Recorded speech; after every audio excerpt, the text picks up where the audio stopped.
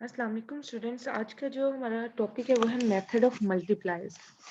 इससे पहले हमने ट्रांसपोर्टेशन प्रॉब्लम के 3 मेथड किए। Newton north west corner method, least cost method and Vogel approximation method. Next ये भी मेथड ट्रांसपोर्टेशन प्रॉब्लम्स के लिए ही है, लेकिन ये मेथड यूज होता है स्टार्टिंग सॉल्यूशन को ऑप्टिमाइज करने के लिए। ऑप्टिमाइज का मतलब हम सिंपल मीनिंग में ये लेते हैं कि बेस्ट सॉल्यूशन। तो जो बाकी 3 मेथड से जो हमारे पास स्टार्टिंग सॉल्यूशन आता है, ये सारे नॉर्थ वेस्ट, लीस्ट कॉस्ट और वोगल अप्रोक्सीमेशन, ये जो तीनों मेथड ही हमें स्टार्टिंग सॉल्यूशन प्रोवाइड करते हैं प्रॉब्लम का। ट्रांसपोर्टेशन प्रॉब्लम का ये हमें स्टार्टिंग सॉल्यूशन प्रोवाइड करते हैं। ठीक है, तो मेथड ऑफ मल्टीप्लायर्स क्या करता है, उस स्टार्टिंग सॉल्यूशन को ऑप्टिमाइज करता है, मतलब कि और अच्छा बनाता है। इन दिस मेथड, इस मेथड के भी आप अगर ऐसे समझे कि इसके 2 फेज है। फर्स्ट फेज में हमने फाइंड करना है इनिशियल बेसिक फिजिबल सॉल्यूशन। ठीक है, फर्स्ट फेज में हमने initial basic feasible solution find करना है। सेकंड फेज के अंदर optimization of the initial basic feasible solution which is obtained in phase 1। Phase 1 में हमने initial basic feasible solution find करना है और फेज 2 के अंदर हमने उसको ऑप्टिमाइज करना है। अब initial basic feasible solution find करने के हमारे पास कितने मेथड हैं? हमारे पास 3 मेथड्स हैं। North west corner cell method, least cost cell method और वोगल अप्रोक्सीमेशन मेथड। ये 3 मेथड है हमारे पास इनिशियल बेसिक सॉल्यूशन फाइंड करने के। ठीक है, इन तीनों में आप जो भी प्रॉब्लम गिवन होगा, इन तीनों में से कोई एक मेथड लगा के आपने उसका इनिशियल बेसिक सॉल्यूशन फाइंड कर लेना है। उसके बाद ही मेथड ऑफ मल्टीप्लायर्स लगाना है। अब ये फाइंड करने के बाद जो नेक्स्ट स्टेप बनेगा ना, फेज 2। ये फर्स्ट फेज हो गया initial basic solution. Second phase क्या है? Optimize the basic feasible solution by applying UV method. अब इस मेथड को हम मेथड ऑफ मल्टीप्लायर्स भी बोलते हैं और यूवी मेथड भी बोलते हैं। यूवी मेथड जो है वो क्यों बोलते हैं? क्योंकि हम इसमें ये जो वेरिएबल्स हैं यू और वी यूज करते हैं। नेक्स्ट फेज 2 के अंदर यू और वी यूज कर रहे होते हैं, उन्हीं से आगे नेक्स्ट कैलकुलेशंस होती हैं, इसलिए इसको यूवी मेथड भी बोल दिया जाता है और यू और वी को मल्टीप्लायर्स भी बोलते हैं। ठीक है, अब नेक्स्ट क्वेश्चन देखें। Find the initial basic feasible solution of the following transportation problem by using northwest corner method. North west corner method से ट्रांसपोर्टेशन प्रॉब्लम का इनिशियल सॉल्यूशन फाइंड करना है and then optimize the solution using UV method. Then UV method use करके इसको optimise करना है। ये problem given है। ठीक है, इसमें 4 डेस्टिनेशंस हैं, 3 सोर्सेज हैं, मतलब कि 3/4 का ये मैट्रिक्स है। इसमें सप्लाई पहली रो की 250 है, दूसरे की 350 है और थर्ड की 400 है। और जो डिमांड है पहले कॉलम की वो 200 है, दूसरे की 300 है, तीसरे की 350 है और चौथे की 150 है। सबसे पहले अगर न्यूटन हम मेथड लगाते हैं तो सबसे पहले आपने क्या चेक करना होता है कि ये प्रॉब्लम जो है वो बैलेंस्ड है या नहीं। तो बैलेंस के लिए हम क्या करते हैं? टोटल सप्लाई चेक करते हैं। इन सबको काउंट करो सप्लाई को, तो ये बन रही है 1000। इसी तरह से टोटल डिमांड देखें कितनी बन रही है, इन सबको आप ऐड करें तो ये बनते हैं 1000। तो इसका मतलब ये प्रॉब्लम जो हो गया वो बैलेंस प्रॉब्लम है। ठीक है, इसके लिए इसका मतलब अगर बैलेंस प्रॉब्लम है तो आपको इसमें कोई भी डमी रो डमी कॉलम जो है वो ऐड करने की जरूरत नहीं है, जैसा कि हम अनबैलेंस के लिए करते हैं।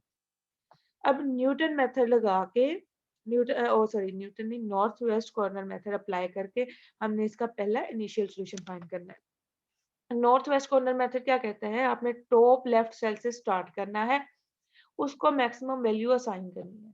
अब देखें, इस कॉलम की जो डिमांड है वो है 200। ठीक है, और लेकिन इस रो के अंदर हमारे पास सप्लाई कितनी है? 250।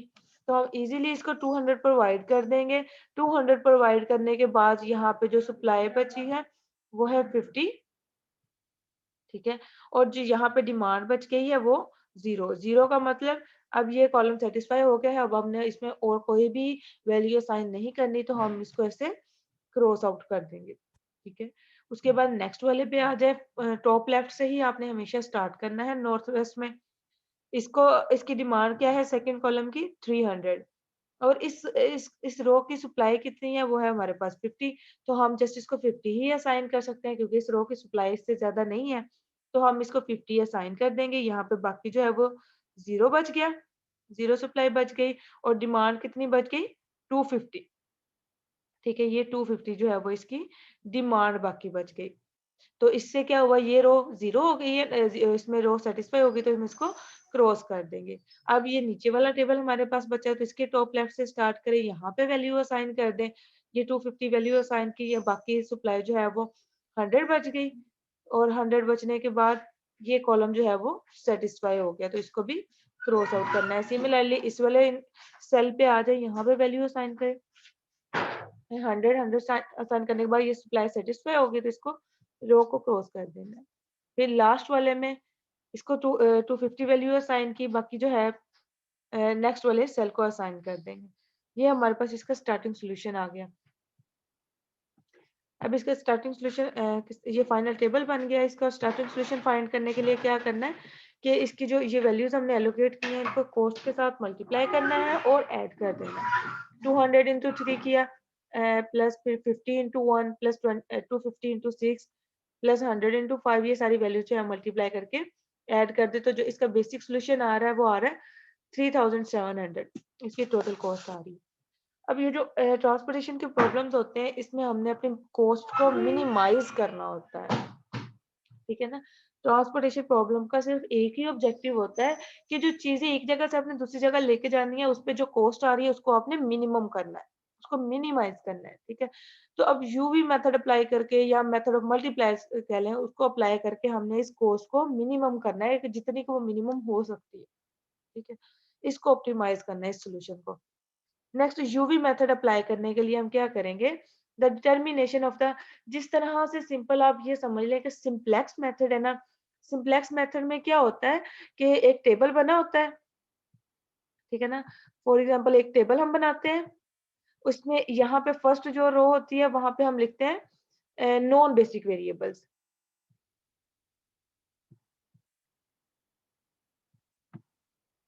फर्स्ट वाली जो रो होती है उसमें हम लिखते हैं नॉन बेसिक वेरिएबल्स। ठीक है। और जो नीचे कॉलम होता है उसमें हम लिखते हैं बेसिक वेरिएबल्स। कॉलम के अंदर हम लिखते हैं बेसिक वेरिएबल्स। ठीक है। तो अब उसमें क्या करते हैं, एक एंटरिंग वेरिएबल सेलेक्ट करते हैं और एक लीविंग वेरिएबल सेलेक्ट करते हैं। एंटरिंग वेरिएबल कौन सा होता है, फर्स्ट रो में से, मतलब नॉन बेसिक वेरिएबल में से एक एंटरिंग वेरिएबल सेलेक्ट करते हैं, और फिर कॉलम मतलब बेसिक वेरिएबल्स में से हम एक लिविंग वेरिएबल सेलेक्ट करते हैं। अब ये प्रॉब्लम क्योंकि मिनिमाइजेशन का है, तो मिनिमाइजेशन में क्या होगा कि मोस्ट पॉजिटिव वैल्यू जो होती है वो एंटरिंग वेरिएबल होता है, अगर सिंप्लेक्स मेथड में भी देखें तो, और यहाँ पे भी ऐसे ही है। हमने क्या करना है, the determination of the entering variable from among the current non basic variables. मैंने बताया ना, जैसे हम उस वहां पे सिंप्लेक्स मेथड में या बाकी मेथड्स में हम एंटरिंग वेरिएबल कौन सा होता था, जो नॉन बेसिक वेरिएबल्स होते हैं, तो यहाँ पे भी entering variable non basic variable ही होना है। अब हमें कैसे पता लगेगा कि इस टेबल के अंदर नॉन बेसिक वेरिएबल कौन से हैं, जस्ट जिन वेरिएबल्स को आपने वैल्यू असाइन नहीं की कोई भी, वो नॉन बेसिक वेरिएबल्स हैं। ठीक है। Those that are not part of the starting solution is done by using the method of multipliers. In this method, we associate the multipliers ui and vj with each row and each column j. हर रो आई मतलब हर रो के साथ आपने एक ui multiplier से लगाना है, और एक vj मल्टीप्लायर जो है वो अपने हर कॉलम के साथ लगाना है। ये भी नेक्स्ट टेबल बनाएंगे तो आपको पता लग जाएगा। अब ये ui और vj फाइंड कैसे करने हैं, उसके लिए एक इक्वेशन है हमारे पास, एक रिलेशन है, ui plus vj is equal to cij। अब ये किन के लिए होल्ड करेगी, ये इक्वेशन होल्ड करती है बेसिक वेरिएबल्स के लिए, for each basic variable. Basic variables और नॉन बेसिक आपने याद रखना है, यहाँ पे कौन से हैं बेसिक वेरिएबल, जिनकी वैल्यू हम फाइंड कर चुके हैं, जिनको वैल्यू एलोकेट कर चुके हैं, वो बेसिक वेरिएबल हैं। जिनको कोई वैल्यू असाइन नहीं की, वो नॉन बेसिक वेरिएबल है। ठीक है। यहाँ पे हमारे पास जब आप यहाँ पे वैल्यूज पुट करते जाएंगे ना, तो इक्वेशंस बनेगी। अब इक्वेशंस कितनी बनेगी, नंबर ऑफ इक्वेशंस कितने होंगे, m प्लस n माइनस 1, मतलब कि जितने आपके पास बेसिक वेरिएबल्स आएंगे एलोकेशन की होंगी, उतनी इक्वेशंस आ जाएंगी। और अननोन्स कितने आएंगे, वो m प्लस n, मतलब अगर आपके पास 6 बेसिक वेरिएबल है ना, तो 6 इक्वेशंस आएंगी लेकिन 7 अननोन्स आएंगे। तो फिर उन 7 अननोन्स की वैल्यू फाइंड करने के लिए आपको फर्स्ट पे एक वेरिएबल को 0 रखना होगा और वो हम 0 रख लेते हैं u1 को। फिर बाकी वेरिएबल्स का सॉल्यूशन फाइंड करते हैं। अब यहाँ पे एक टेबल सा बना लें, बेसिक वेरिएबल, यूवी इक्वेशन और सॉल्यूशन। बेसिक वेरिएबल में जिस जिसकी वेरिएबल के ऊपर value north west corner method से आप फाइंड कर चुके हैं ना, वो सारे बेसिक वेरिएबल यहाँ पे लिख देने हैं। यहाँ पे ये जो फर्स्ट एलिमेंट है ये रो को डिनोट करता है, सेकंड एलिमेंट वो कॉलम को डिनोट करता है।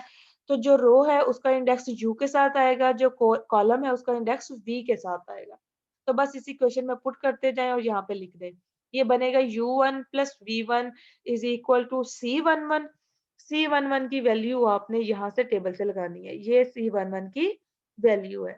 इसी तरह ये c12 की है, c23 की, 22 की है, फिर 23 की, ये सारी वैल्यूज आपने यहाँ पे लगा दी। ये इक्वेशंस बना ली, ठीक है। जैसे ये x33 है ना, तो ये u3 प्लस v3 हो जाएगा, मतलब ये 3 रो का, ये 3 कॉलम का। इसी तरह 3 4 है तो ये 3 रो का, ये 4 कॉलम का, ठीक है। ये आपने इक्वेशन बना लेनी है। अब इन इक्वेशन को साइमल्टेनियसली सॉल्व करने की जरूरत नहीं है। फर्स्ट पे जस्ट इस u1 को 0 इक्वल लेट कर लें और u1 जब 0 यहाँ पे पुट करेंगे तो v की वैल्यू, v1 की वैल्यू आ जाती है 3। अब नेक्स्ट वाली इक्वेशन में भी u1 है, उसको भी 0 पुट कर दें तो v2 की वैल्यू आ जाती है 1। थर्ड में हमें चाहिए u2 v2 में से किसी की वैल्यू, तो v2 की हमारे पास 1 वैल्यू है, वो 1 यहाँ पे रखेंगे तो u2 की वैल्यू आ जाती है 5। सिमिलरली यहाँ पे u2 की वैल्यू लगाए 5 तो v3 की वैल्यू आ जाती है 0।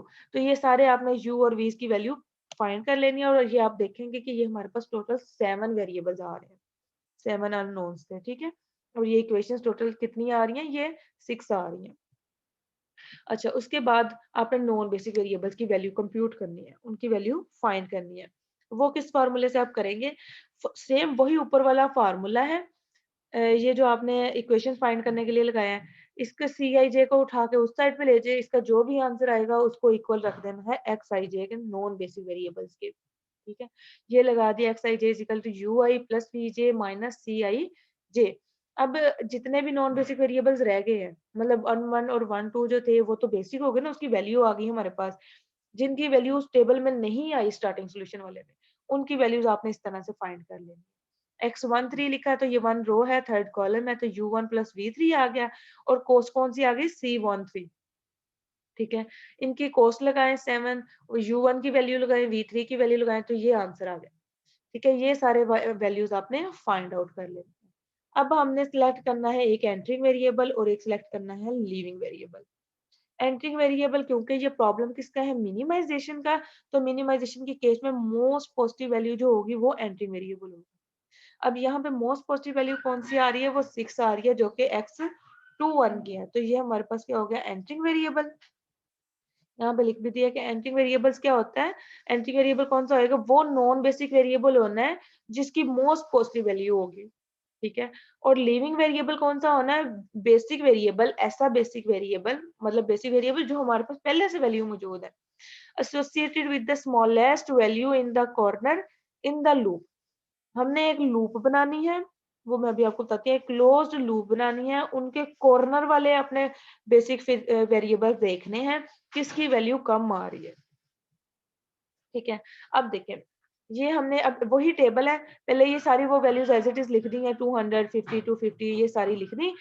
अब ऊपर और सप्लाई और डिमांड अब लिख लें तो भी ठीक है, नहीं लिखें तो भी ठीक है, तो उनका यूज नहीं है आगे। तो यहाँ पे ये मल्टीप्लाइज, ये v1 v2 ये सारे कॉलम से रिलेटेड थे, तो हमने इसको कॉलम के ऊपर लिख दिया। v1 is equal to 3, v2 is equal to 1, v3 and v4 ये ऊपर हम फाइंड कर चुके हैं। सिमिलरली ये रो से रिलेटेड थे, u1 u2, तो हमने इसको रो में लिख दिया। अब लूप किस तरह से बनानी है, x21 जो था वो हमारा एंटरिंग वेरिएबल सेलेक्ट हमने किया है, तो ये x21 आ गया, ये वाला सेल x21 का है ना, के सेकंड रो और फर्स्ट कॉलम, ठीक है। तो ये x21 यहाँ पे एक टोटल लगाएं कि आपने यहाँ से अपनी लूप बनानी है, एक क्लोज लूप बनानी है, आप डायगनली नहीं चल सकते इसमें। लूप जो है वो कंसिस्ट करेगी, मतलब लूप के अंदर हॉरिजॉन्टल लाइंस होंगी या वर्टिकल लाइंस होंगी। ऐसा नहीं होगा कि आप लूप बनाने के लिए, फॉर एग्जांपल आप लूप बनाने के लिए ये मेथड यूज करेंगे, आप इधर गए हैं, फिर इधर गए हैं, फिर इधर आए हैं, फिर इधर आए हैं, इस तरह से नहीं बनाना, मतलब डायगनली नहीं चलना, यहाँ पे जस्ट हॉरिजॉन्टल या वर्टिकल काम करना है, ठीक है। तो हम ये लूप जो है वो इस तरह से ऐसे, फिर ऐसे, ऐसे और ऐसे ऊपर करके इस तरह से, और फिर ये क्लोज भी बना सकते हैं। लेकिन मैंने जो पास स्मॉलेस्ट क्लोज लूप बन रही थी ना, मैंने वो ले ली है। ठीक है, ये क्लोज लूप ले लेनी है, ये ली, मतलब यहाँ से स्टार्ट किया है, इस पे पहुंचे, इधर से ऊपर, फिर इस साइड पे और फिर वापस इनिशियल पॉइंट पे। ठीक है, तो अब ये लूप बन गई और ये इसके एंड पॉइंट्स आ रहे हैं, ये वाले, ये वाले, ये और ये बेसिक वेरिएबल से एंड पॉइंट आ रहे हैं इसके। ठीक है ना, तो हमने इन्हीं में से लीविंग वेरिएबल सिलेक्ट करना है। अच्छा, ये मैंने सिंबल लिखे हैं प्लस माइनस, इसको हमने आर्बिट्रेरियल असाइन करना है, जहां से हमने शुरू किया है उसको प्लस साइन लिख देना है उधर, और फिर नेक्स्ट पे माइनस, फिर प्लस, फिर माइनस, जिस तरह से जैसे आप चल रहे हैं ना, तो प्लस माइनस इस तरह से ये सिंबल लिख देने। अब लिविंग वेरिएबल वो बेसिक वेरिएबल होगा जिसकी स्मॉलेस्ट वैल्यू होगी लूप के अंदर। इस लूप में देखें, सिर्फ माइनस वालों में देखना है। ठीक है ना, पॉजिटिव वालों को कंसिडर नहीं करना, जिनके साथ माइनस का सिंबल है सिर्फ उसको कंसिडर करना है, एक ये और एक ये। ठीक है, इन दोनों में से देखें स्मॉलेस्ट वैल्यू कौन सी है, वो 200 है। तो नेक्स्ट टेबल जब हमने बनाना है, तो जहां जहां पे माइनस का साइन है वहां वहां से आपने 200 को माइनस कर देना है, और जहां पे प्लस का सिंबल है वहां पे आपने 200 ऐड कर देना है।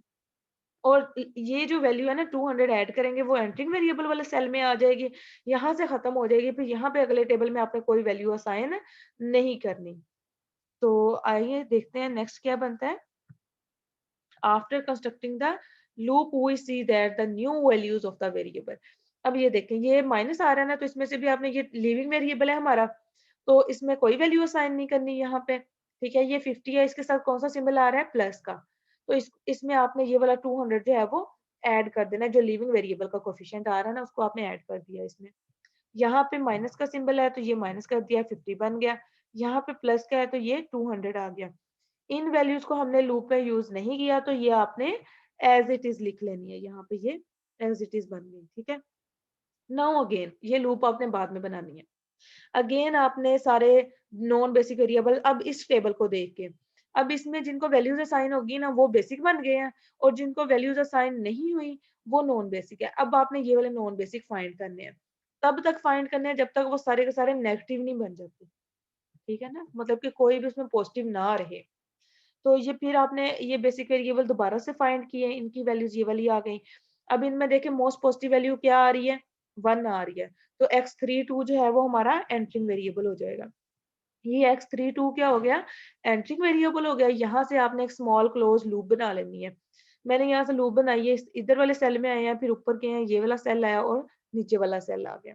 ठीक है, इनको आर्बिट्रेरली साइन दे दिया प्लस माइनस के। अब ये माइनस वालों में देखें कि कौन सी वैल्यू जो है वो मिनिमम आ रही है, इसमें से और ये इसमें से। सिर्फ आपने लिविंग वेरिएबल के लिए माइनस वाली वैल्यूज देखनी है।